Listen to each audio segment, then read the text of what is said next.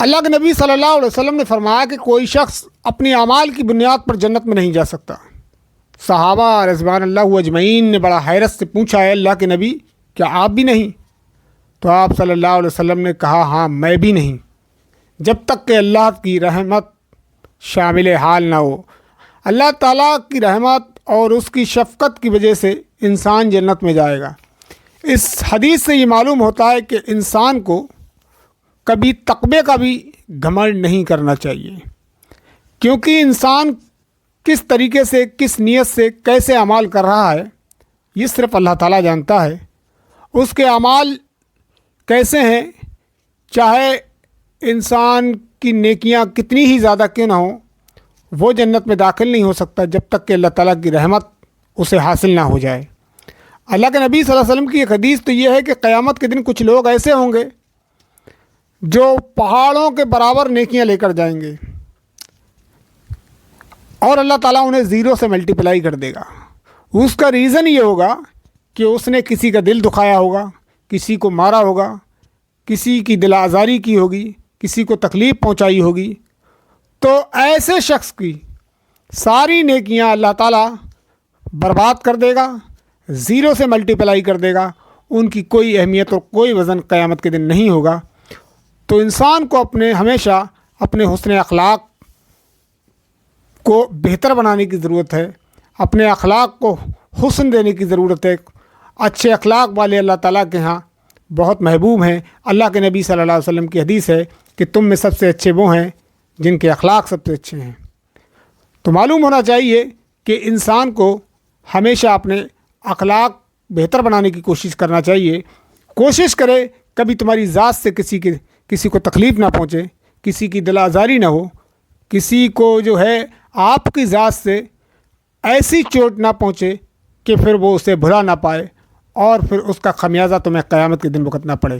یہ بھی ممکن ہے کہ تم کسی کو تکلیف دو اور پریشانی میں اسے مبتلا کر دو، تو یہ ممکن ہے کہ پوری زندگی تمہیں یہاں اس کا جو ہے خمیازہ بھگتنا نہ پڑے، کیونکہ بعض لوگ ایسے ہوتے ہیں کہ زندگی بھر اللہ تعالیٰ کی نافرمانی کرتے ہیں، غریبوں کو ستاتے ہیں، مسکینوں کو کھانا نہیں دیتے ہیں، یتیم کے سر پر محبت سے ہاتھ نہیں پھیرتے ہیں، ہر وقت اللہ تعالیٰ کی نافرمانی اور اس کی بغاوت میں گزارتے ہیں، اس کے باوجود بھی زندگی عیاشی کاٹ کے جاتے ہیں، عیش و عشرت کی زندگی بسر کرتے ہیں۔ تو اس کا مطلب یہ نہیں ہے کہ اللہ تعالیٰ ان سے راضی ہے یا اللہ تعالیٰ ان کو سزا دینے والا نہیں ہے، کیونکہ سزا اور جزا کا دن تو قیامت کے دن ہے۔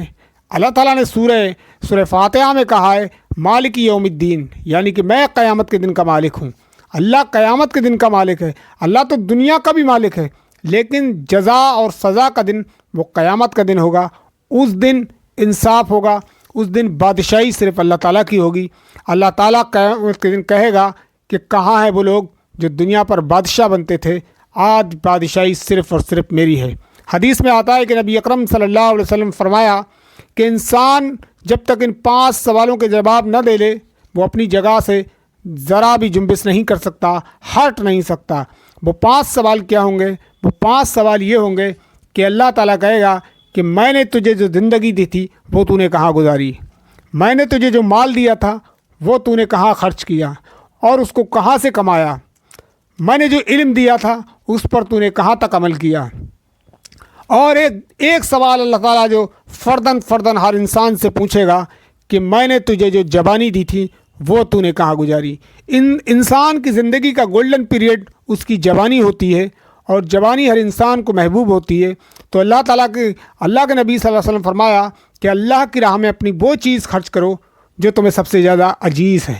تو انسان کو اپنی جوانی بہت عزیز ہوتی ہے، تو اس جوانی کے بارے میں بھی اللہ تعالیٰ پوچھے گا کہ وہ جوانی جو میں نے دی تھی، وہ عمر جو میں نے دی تھی، وہ کہاں تو نے کھپائی، اس کو کہاں برباد کیا، کیا میری راہ میں گزاری یا میری نافرمانی میں گزاری یا اپنی زندگی میں مست رہا۔ تو یہ تمام سوال اللہ تعالیٰ قیامت کے دن تم سے ضرور پوچھے گا۔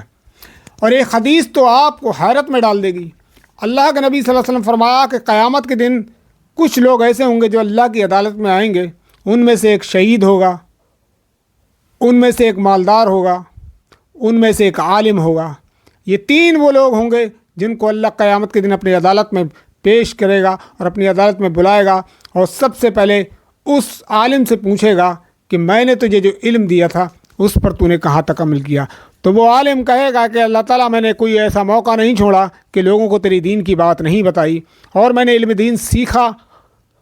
تو اللہ تعالیٰ کہے گا کہ تو جھوٹا ہے، تو جھوٹ بولتا ہے، تو نے علم دین اس لیے سیکھا کہ لوگ تجھے عالم کہیں اور دنیا نے تجھے عالم کہا، لہذا میں نے تیرا بدلہ تجھے دنیا پر دے دیا، یہاں تیرے لیے سوائے جہنم کے اور کچھ نہیں ہے۔ تو اللہ تعالیٰ فرشتوں کو حکم دے گا کہ اسے منہ کے بل گھسیٹتے ہوئے لے جاؤ اور جہنم میں ڈال دو۔ پھر اس کے بعد اللہ تعالیٰ اس مالدار کو بلائے گا جسے اللہ نے دولت دی تھی۔ اللہ تعالیٰ کہے گا کہ میں نے تجھے جو دولت دی تھی وہ تو نے کہاں خرچ کی؟ وہ کہے گا اللہ تعالیٰ میں نے ایسا کوئی موقع نہیں چھوڑا جہاں پر تیری راہ میں نے خرچ نہیں کیا، میں نے غریبوں پر خرچ کیا، میں نے مسکینوں پر خرچ کیا، میں نے مدرسوں کو دیا، میں نے مسجدوں کو دیا، میں نے کوئی موقع نہیں چھوڑا جہاں پر خرچ نہیں کیا۔ اللہ تعالیٰ کہے گا تو جھوٹ بولتا ہے، تو جھوٹا ہے، تو نے اس لیے خرچ کیا، تو نے میری راہ میں اس لیے خرچ کیا کہ لوگ تجھ کو سخی کہیں، اور دنیا نے تجھے سخی کہا، دنیا نے کہا کہ تو بڑا خرچ کرنے والا ہے، بہت اللہ کی راہ میں خرچ کرتا ہے، لہٰذا تیرا بدلہ میں نے دنیا میں ہی چکا دیا، یہاں تیرے لیے کوئی چیز نہیں ہے، یہاں تیرے لیے صرف جہنم ہے۔ فرشتوں کو حکم دیا جائے گا کہ پکڑو اس کو، منہ کے بل گھسیٹتے ہوئے جہنم میں جھونک دو، لہذا اسے بھی جہنم میں ڈال دیا جائے گا۔ اس کے بعد پھر تیسرے نمبر پر وہ شہید آئے گا جس سے اللہ تعالیٰ پوچھے گا کہ تجھے میں نے جو زندگی دی تھی اس کا تو نے کیا؟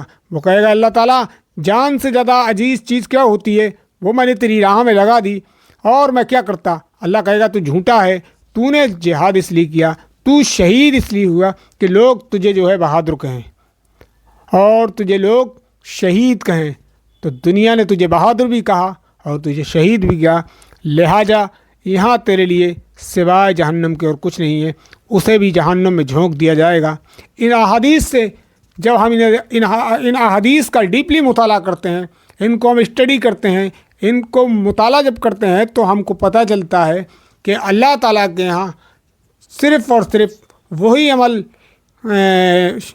شرف قبولیت کو پہنچتا ہے، وہی عمل جو ہے اللہ تعالیٰ قبول کرتا ہے جو خالصتاً اللہ تعالیٰ کے لیے کیا جائے، جس میں کوئی ریا، کوئی نمود، کوئی نمائش نہ ہو، کسی طریقے کے دکھاوا نہ ہو، صرف اور صرف اللہ تعالیٰ کے لیے کیا جائے۔ اللہ تعالیٰ کو وہی عمل پسند ہے۔ تو دھیان رہے کہ ہم زندگی میں جو بھی کریں اللہ کے لیے کریں، اللہ کے دین کے لیے کریں۔ اللہ تعالیٰ ہم کو ان تمام ہی باتوں پر زیادہ سے زیادہ غور و فکر کرنے کی توفیق عطا فرمائے۔